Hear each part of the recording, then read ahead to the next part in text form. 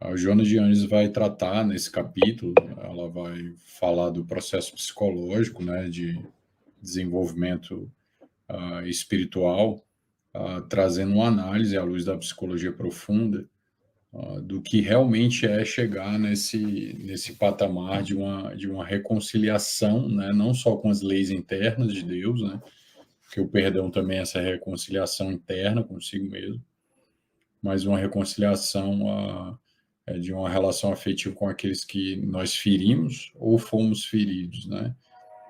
Isso é um dos maiores desafios nossos, né, que reflete um amadurecimento da nossa psicologia enquanto espíritos imortais e uma identificação dos valores com o Cristo à medida que isso acontece. Vamos então fazer algumas observações de como que esse processo, né, funciona para nós, como que ele vai de alguma forma acontecer em termos de psicologia dentro de nós, né? Todos nós, né, que estamos sujeitos aqui ao processo de reencarnação, né, todos os indivíduos, que é a lei universal, né, nós precisamos reencarnar sucessivas vezes para que o processo de desenvolvimento espiritual ocorra. E, nesse sentido, nós vamos, né, como já é do nosso conhecimento na condição de leitores aí de Allan Kardec, que à medida que nós vamos desenvolvendo as nossas encarnações, nós vamos, de alguma forma, muitas vezes desenvolvendo relações que refletem sentimentos bastante complicados, né? Bastante que vão gerar os processos obsessivos nas diversas configurações que esse processo obsessivo apresenta, né? De encarnado, de desencarnado para encarnado, de encarnado para encarnado, de encarnado para desencarnado. Em todas essas configurações, né, essa obsessão vai ocorrer. E em muitos pontos é importante a gente entender que, principalmente quando há esse trânsito, né, entre uma encarnação e outra, no qual o indivíduo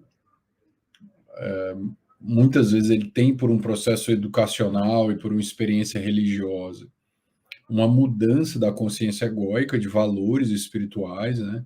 Mas isso não quer dizer que os conflitos internos da alma estão resolvidos, né? Isso é muito importante. Isso pode ser olhado tanto na mesma existência como entre uma existência e outra dentro de uma mesma encarnação.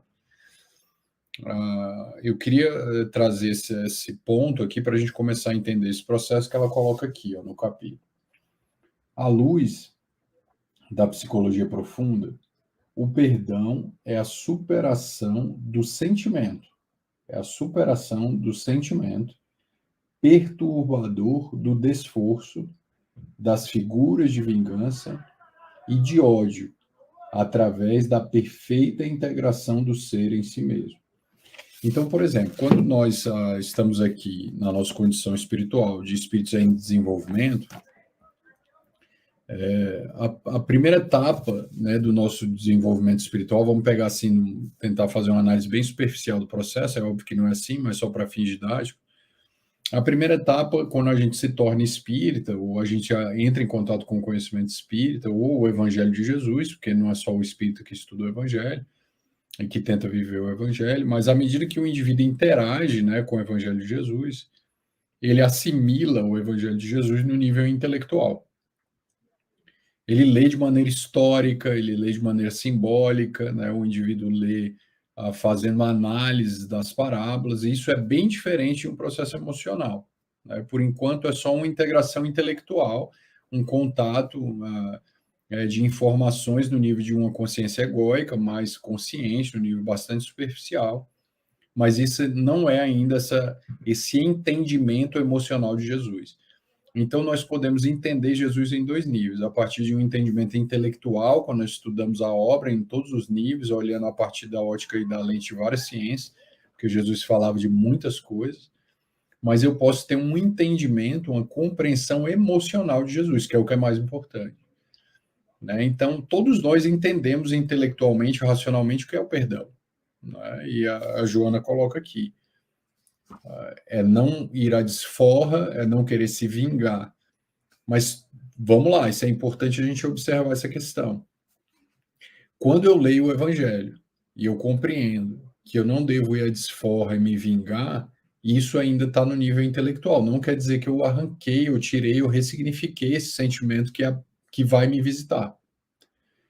Mas já é um progresso, né? Já é uma melhora. Só de eu não ir ao ato e atuar tomado por uma sombra e cometer atos de vingança e desforra, né, em relação às pessoas que me prejudicam, e já há uma melhora espiritual. Mas isso no nível de uma consciência egóica mais superficial. Para que a reconciliação ocorra de verdade, é necessário que haja um processo interno. Então, primeiro tem um racional.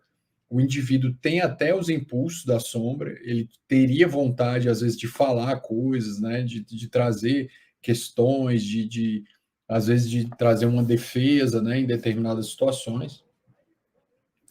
E a partir do momento que essas questões ocorrem, e o indivíduo sofre nessas relações, né, sendo vitimando e sendo vitimado, ele vai experimentar racionalmente os freios e contrapesos do que o raciocínio e o ensinamento já deu, né? Isso é muito importante.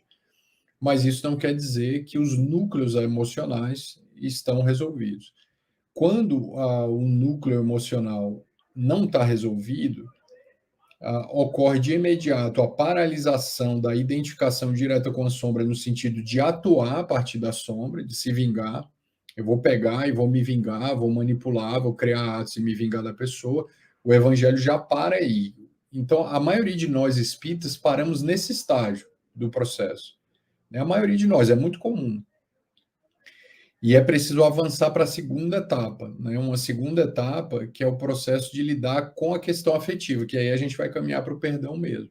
A gente sai do nível do raciocínio, né, dessa consciência egóica, e vai lidar direto com os complexos. Porque quando alguém faz algo comigo, né, há uma chance muito grande de tornar-se um processo que está tocando os meus complexos. Então, não só vai tocar aspectos das minhas feridas emocionais, e ao mesmo tempo vai constelar outros aspectos agressivos e perturbadores que estão exigindo profunda diferenciação da minha psique, para que no ódio e na vingança eu faça um processo de diferenciação extremamente perturbador e desadaptado, porque depois que o indivíduo se vinga, ele não tem paz, ele não consegue conquistar essa paz, perde o sentido, e vai chegar um momento que ele até tortura durante muito tempo a pessoa que persegue, e vai gerar uma saturação. É tanto que não existe inferno eterno, não existe obsessão eterna, né? Então, diante desse processo, o indivíduo gera, através do ódio da vingança, a pior forma de gerar diferenciação psicológica, ou seja, discriminação de sentimentos, elaboração de amor, busca de sentido existencial, porque logo depois da vingança, o indivíduo se sente esvaziado, não fez sentido, ele se vingou,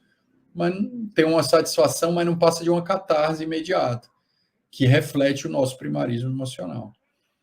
Só que à medida que ele se vinga, isso gera uma diferenciação psicológica, porque o resultado da vingança vai fazer ele olhar para dentro, que não gerou e nem mudou a própria situação, muito pelo contrário.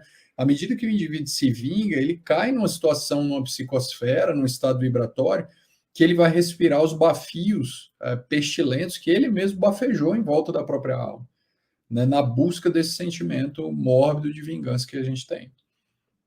Então, a primeira etapa é essa compreensão racional e não atuar a partir da sombra.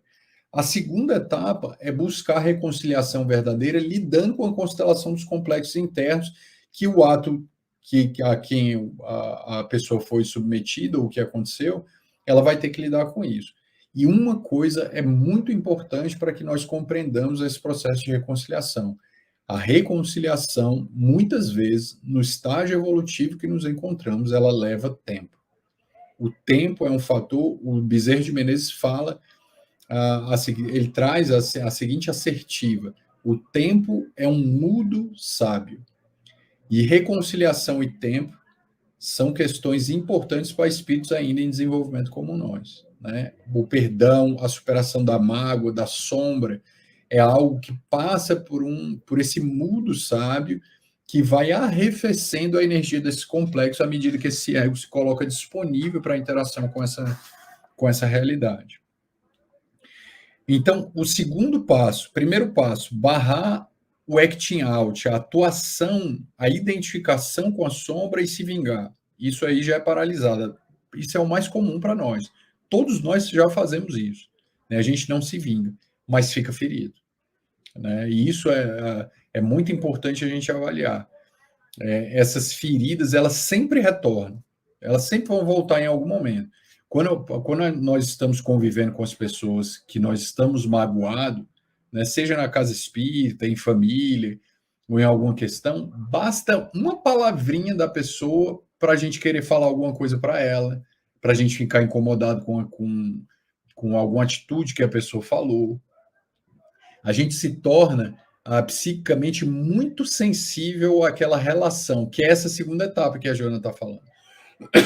Essa reatividade que ocorre na relação, sendo que tudo que a pessoa fala cria uma importância diferente, tem um peso diferente, dá vontade de reagir, de ter uma ab-reação. Então, nesse momento, a reconciliação não ocorreu. Né? Ela ainda está ali, ainda tem esse processo. Né? E essa é a diferença. Essa é a diferença. Né? Muitas vezes a gente tem algumas questões relativas a pais, a familiares, a gente fala, eu entendo que minha mãe tinha que se esforçar e que ela fez o melhor que ela tinha que fazer dentro da cultura dela, do ganho de conhecimento que ela tinha, do nível espiritual. Eu entendo racionalmente que ela não tinha outro jeito de cuidar de mim. Né? A gente escuta muito isso e a gente também passa por isso. Mas essa escolha que a minha mãe fez, ou que o pai fez, ou que o filho fez, ou que alguém próximo fez, especialmente os cuidadores, que muitas vezes falta um repertório adequado para gerar o processo educacional que elimine uma sombra, isso nos fere. Então, a gente vê muito isso nas relações. Então, eu entendo que meu pai fez o que podia, que minha mãe fez o que podia, mas isso me feriu. Racionalmente eu entendo, mas emocionalmente ainda não resolvi. Então, é muito importante que a gente compreenda isso. A reconciliação, ela passa por essa etapa. Então, nessa segunda etapa, que é a etapa mais importante, a Joana fala aqui, ó, a primeira é não se vingar, a etapa mais racional, e a segunda etapa é a integração do ser em si mesmo, ou seja, eu vou precisar me relacionar com os complexos que estão constelados para fazer essa integração. A partir disso é que o perdão, a reconciliação vai ocorrer, sem deixar se ferir, ou seja, pelas ocorrências afligentes dos relacionamentos interpessoais. Ou seja, se eu estou me relacionando com alguém e tudo que essa pessoa age ou fala ou me toca emocionalmente de alguma forma, o perdão não ocorreu. Eu posso não estar me vingando, mas aquele sentimento nas relações interpessoais, ele vai voltar. Claro que quando uma pessoa odeia a gente ou ela causa alguma coisa para a gente ou vice-versa, a energia nunca vai ser igual, porque é uma troca de petardos ali. Mas barrando os atos de vingança, que é esse acting out em relação à sombra, essa atuação a partir de uma sombra, atuando a partir de uma sombra que a sombra tomou, né? Eu conseguindo barrar isso, existe essa segunda etapa que é lidar com a ferida que fica. E essa ferida é a mais importante. Isso ocorre muito nos relacionamentos de casamento, de casal, né? Quando o nosso parceiro ou a nossa parceira causa algo em nós, nós ficamos feridos. Aí na briga aquela conversa volta, né? Você lembra de tal coisa, a gente está ferido. Então traz essa atuação, ainda mexe com a gente. Né, nos relacionamentos, quando o parceiro fez alguma coisa que a gente não superou, ou falou alguma coisa que feriu a gente, e a gente fica preso naquilo emocionalmente, ocorre um aprisionamento emocional em relação àquele complexo que se constela, e nós ficamos aprisionados diante daquela imagem, né, do comentário. Às vezes, qualquer comentário, qualquer coisa, a coisa mais simples, gera irritação, gera raiva, a gente quer falar alguma coisa, a gente tem vontade de se defender, a gente se sente injustiçado, sempre tem essa ferida, né? Isso ocorre com frequência. Eu percebi muito, né? Eu me recordo no meu processo evolutivo, né? Na minha caminhada pessoal, principalmente interagindo com as pessoas dentro da casa espírita, né? Como eu ainda trazia e trago, né, muitas feridas, né? A gente percebe muito isso. Qualquer palavra que toca, né, e aquilo gera uma reação emocional desproporcional à realidade do conflito. Então, passa por nossa psicologia infantil, né, de querer ser amado, de querer ser entendido, né, de querer ser acolhido, as nossas feridas de rejeição, os nossos complexos de inferioridade, evitam esse perdão. Por isso que a superação da psicologia infantil ela é muito importante para que nós possamos, de alguma forma, caminhar na direção do perdão. Uma pessoa psicologicamente infantilizada, ela nunca vai conseguir perdoar, não consegue perdoar. A criança ferida, ela não consegue gerar perdão, né, para o indivíduo. É muito importante observar, né? Eu estou vendo aqui que tem um comentário do Arthur, né? O processo de obsessão se desencadeia por nossos vícios, o desvencilhamento desses dois fatores e a absorção do evangelho se dá de maneira progressiva e lenta. Exatamente, Arthur. É um processo lento de autoconhecimento para poder integrar essas subpersonalidades autônomas emocionais que ficam ali junto a nós, né, dentro da psique, no inconsciente, se constelando a todo tempo. Né? O Arthur pergunta de novo: com conhecimento e absorção do evangelho, podemos nos reconciliar com os espíritos que se tornaram nossos obsessores? Nós podemos, Arthur, nos reconciliar com eles, nos perdoando e perdoando também as relações, mas eles não necessariamente podem nos perdoar, eles vão também precisar desse tempo. E muitas vezes nós conseguimos nos libertar, mas essas entidades não se libertam desses processos, né, de persecutórios, e é uma relação que vai caminhar aí durante muito tempo. Né? É somente através do evangelho que o indivíduo vai conseguir fazer isso. O conhecimento do evangelho é universal. Né? Então, ainda que eu não queira, eu posso ser filósofo em qualquer lugar, materialista, nem ler Jesus, mas quando eu vou viver, eu vou cair em Jesus. Então, o evangelho é o caminho, ele é a meta, a imagem de Jesus, ele é o caminho para essa paz interior. Então, pensando a respeito desse processo, a gente percebe que tem dois níveis. Um nível racional, de uma consciência mais egóica, mais superficial, e o um nível emocional, no nível das subpersonalidades autônomas e dos complexos, onde as feridas e a vingança se constelam e a gente vai atuar a partir daquilo. A partir do momento que eu compreendo a realidade da psique nesse sentido, nessa situação, as feridas ainda vão ser a porta para o processo obsessivo, né? Já fazendo um link com a pergunta do Arthur aqui. Porque essa ferida, ela não cura da noite para o dia, né? Essa ferida, ela não vai acabar amanhã. Né? É um processo que é lento e vai exigir integração. Tem coisas, situações emocionais que não nos ferem mais, tem outras situações que são extremamente sensíveis para nós e que tocam nas nossas feridas, inclusive dos processos educacionais dessa mesma vida, que às vezes nem é de outra encarnação, às vezes é dessa mesma vida, e que na grande maioria das vezes e que nós precisamos tentar superar essa psicologia mais infantil para tentar nos reconciliar com esses processos. É justamente em cima da ferida, isso é uma realidade mais do espírito, né? Porque se nós nos consideramos espíritas, certamente a gente não pratica mais essa vingança expressa de causar o mal, mas a gente ainda quer, de alguma forma, ter esse duelo verbal, né? Esse falar. Eu queria ter dito para ele, eu queria ter falado essas coisas para ele ou para ela, eu queria ter mostrado aquilo, ou dito isso, ou dito aquilo. Né? Então, esse comportamento, essa ferida, entra no nível da mágoa, né? Das más águas da alma, né? Do rancor, né? Fica aquele ranço. E é justamente nessa ferida que a obsessão vai acontecer. Né? A obsessão ela vai atuar exatamente nesses núcleos, né? Nessas subpersonalidades que ocorrem aí, é justamente nesses núcleos que a obsessão vai se conectar. As subpersonalidades, essas feridas que a gente não consegue diluir elas no nível mais consciente, integrar ela na nossa realidade egóica, elas são verdadeiras baterias, né? Baterias que atraem os processos obsessivos. E é muito importante a gente tentar superar usando várias técnicas para a gente poder fazer isso, que eu não vou entrar muito nisso hoje, mas existem várias maneiras da gente tentar interagir com essas questões. Essas feridas, né, elas vão, de alguma forma, mobilizar sistemas emocionais.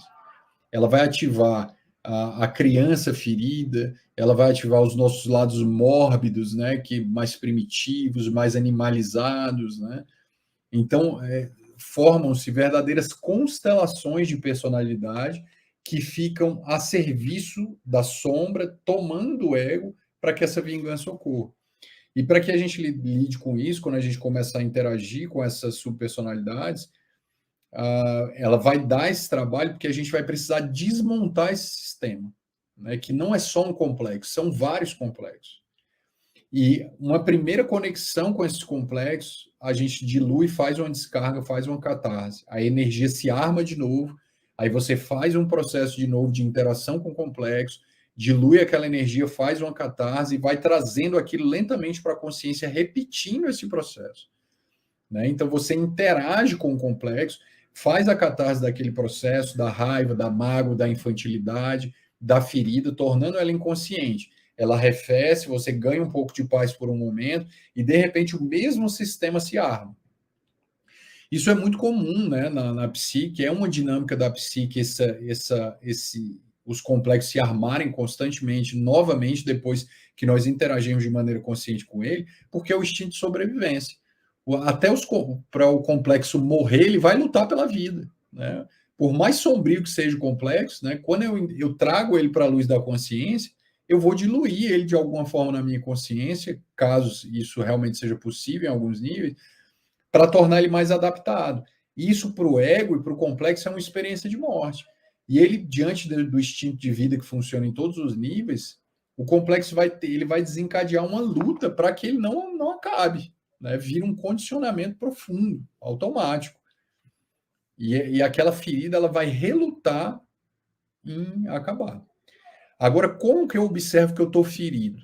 Né? É justamente pela queixa, por querer apontar o dedo nos momentos que a gente fica ferido, né? Pelo julgamento. Muitas vezes eu fico evitando as pessoas a quem eu tenho problema, por exemplo, principalmente de mágoa, nem de vingança, os casos de ódio é mais patente porque a gente não quer ver mesmo a pessoa.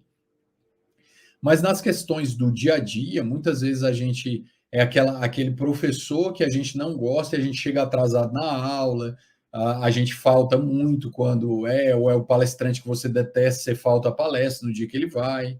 Então fica aquela ferida, aquela mágoa.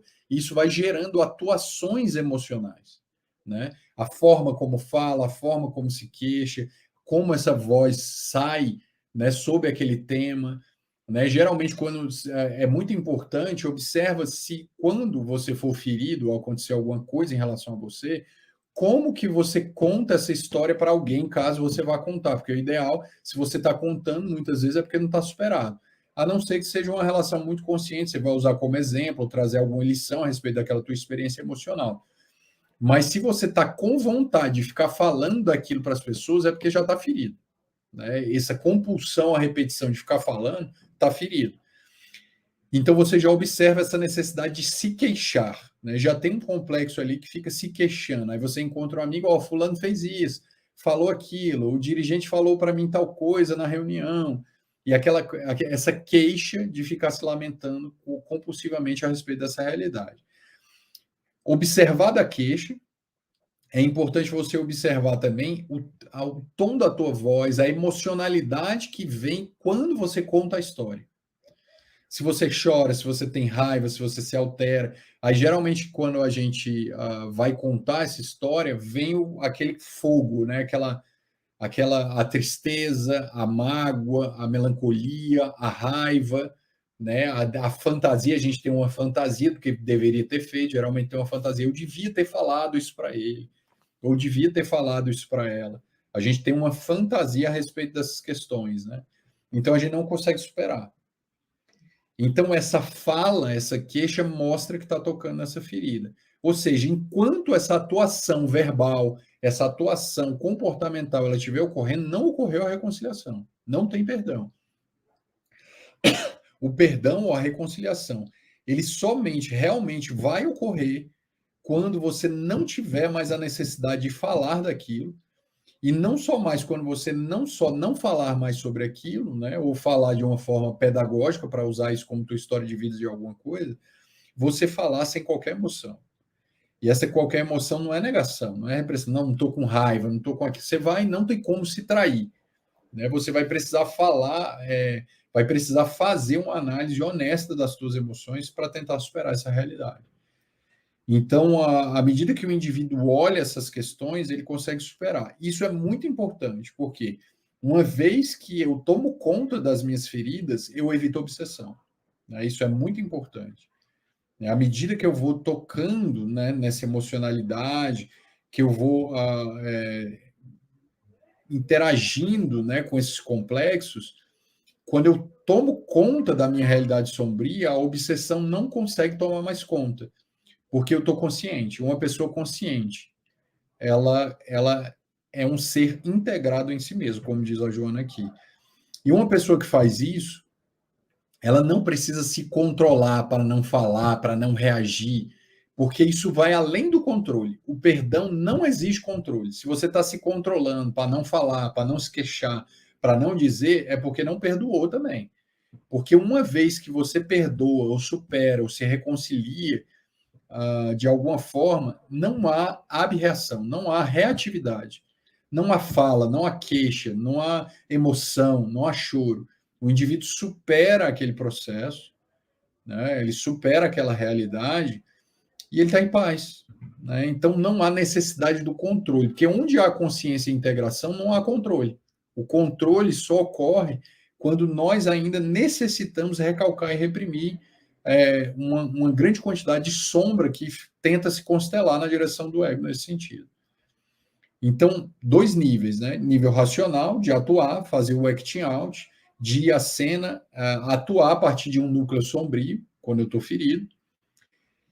Quando eu barro isso, há já uma melhora comportamental, mas não houve a melhora emocional, porque o esquecimento das ofensas e a reconciliação é um esquecimento emocional, é a descarga da emoção. O segundo passo, depois de barrar o aspecto comportamental, é se voltar para a questão emocional e cuidar da ferida. Lembrando que o cuidado com a ferida vai levar tempo. Né? E tem que ter essa sabedoria. Se o tempo ainda não te ajudou a superar com a prece, com a imaginação ativa, com psicoterapia, com tratamento psiquiátrico, né? E se isso está gerando depressão, está gerando uma série de questões, isso vai passar por um tempo e uma dedicação a esse lado emocional que está ferido, magoado e que vai precisar ser trabalhado para que haja essa superação. Essas questões elas são muito importantes para os relacionamentos sociais, né? Porque sem isso fica insuportável se relacionar. O indivíduo não consegue, ele rompe, né, com todas as pessoas, né? Fica muito incomodado, é sempre tudo muito pesado, é sempre tudo muito ferido, né? Não tem paz, o indivíduo não tem paz, não consegue ter paz. Então fica tudo muito pesado, fica tudo muito magoado, muito cansativo, porque a gente gasta muita energia em recalcar e reprimir. Né? Então fica uma neurose, né, o tempo inteiro vivendo aquela realidade, e a psique vai fazendo psicopatologias, né, para colocar o indivíduo em contato com essas feridas, com essa realidade dele, com essa realidade que nos cerca. É tanto que a Joana fala assim, né, que não raro a gênese de muitas psicopatologias encontramos a presença dos cobradores espirituais que se ligam a essas feridas emocionais que a gente carrega. Embora desvestidos da roupagem física, permanecem em lamentável situação de vingança, em terrível transtorno mental, gerando dilacerações psíquicas naqueles que os ofenderam e não tiveram tempo, nem oportunidade ou interesse para se reabilitar. Ou seja, para se reabilitar tem que ter interesse, tem que ter esforço, tem que ter sacrifício, tem que se assumir, porque vai doer para assumir esse lado sombrio nosso, né? Vai doer, vai gerar incômodo emocional, vai gerar alteração emocional. Felizmente, a moderna psicologia profunda, mediante a visão transpessoal, eliminando toda a sombra do indivíduo e da coletividade, identifica as causas reais desses distúrbios que decorrem dos processos mentais enfermiços que a morte não eliminou. Né? Ou seja, morte não elimina complexo. É tanto que depois da morte a gente pode ir para o umbral, para o céu, a depender dessa grande universo de complexo que a gente carrega na alma, né? Dessa psicosfera que a gente carrega dentro de nós. À medida que eu compreendo isso, qual é a meta, né? É muito provável que todos nós que estejamos aqui estudando Joana já temos a melhora comportamental, mas o que nos falta é a melhora emocional. Então, a nossa meta, né, com esse capítulo, é observarmos os núcleos feridos que habitam em nossa alma e que atuam e que nos tomam e que nos fazem nos comportar, atuando por comportamentos sombrios ou por atitudes emocionais sombrias, ainda que nós não nos comportemos diretamente com a pessoa, mas nós vamos emitir vibrações negativas para esses indivíduos quando nós não superamos essas feridas, quando nós nos queixamos, quando nós lamentamos, quando nós nos referimos a essas questões, e essas relações elas vão ser vampirizadas por essas entidades. À medida que a gente se apropria dessa realidade das feridas emocionais que a gente vai conquistando, aí a gente faz o que está no Evangelho. Reconhece o verdadeiro espírita pelo esforço que faz em dominar essas feridas emocionais. À medida que o indivíduo vai fazendo o esforço, a obsessão por si só, esse esforço já é um remédio para o processo. Ele é muito importante que ocorra, né? Porque já tem consciência. Eu só posso me esforçar se eu tiver consciência da minha realidade emocional. Né? Se eu só posso ter um esforço para me curar se eu souber qual é a minha ferida e eu me esforçar para que ela cure. Diante dessa realidade, a gente vai ultrapassando essa inferioridade moral que é muito forte ainda em nós, muito forte. E isso vai gerar um amadurecimento emocional para nós e nós vamos superando essa realidade lentamente através das técnicas que nós conhecemos e dos recursos que a doutrina espírita nos concede. Então, por exemplo, quando nós formos fazer as nossas orações, peçamos na oração: Deus, cura essa mágoa, cura essa ferida. Fulano falou para mim, né? Falou isso, disse aquilo. Eu ainda estou magoado, estou ferido, né? Então você se imagina, né? Aquela energia caindo em você e arrefecendo aqueles sentimentos. Faz uma visualização, faz um trabalho para sanar aquele sentimento negativo. Pega aquela imagem da ferida, entrega ela, queima ela, né, elimina ela, entrega ela para Deus, né, vai superando esses processos através dessa imaginação criativa, né, e no qual o indivíduo vai eliminando essas mágoas que nos habitam, e que muitas vezes são um processo muito antigo. Muitas vezes a gente se pergunta, como que o obsessor ainda me persegue, se eu já melhorei tanto, né? Se eu sou espírita, já estou trabalhando, eu dou palestra, eu vou para o centro, eu dou passe, eu faço tal coisa, tal coisa. O processo só ainda ocorre porque há uma energia que ainda não acabou. Né? E a obsessão nisso, ela evidencia que ainda há sombra a ser eliminada dentro de nós. Ou seja, se você não identifica, é porque essa sombra ainda está muito inconsciente. E a gente precisa entrar em contato com isso. Então, observemos, inclusive, as obsessões, porque elas dão essa dica. É dentro do sintoma da obsessão, é puxando o fio desse sintoma que a gente vai achar a cura para esses problemas que a gente carrega, né? Isso é muito importante. Então, fica aí, né, essa ideia, né, dos níveis, né, que nós precisamos trabalhar. Existe essa ressignificação lógico-racional, mas depois a interação junto com os complexos vai gerar o esquecimento da ofensa ou a reconciliação a partir dessa alteração emocional, essa mudança do sentimento.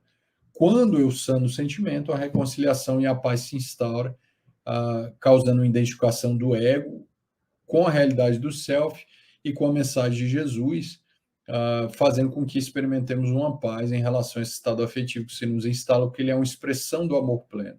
Então, nós nos libertamos, libertando esses indivíduos que nos feriram. Isso é muito importante.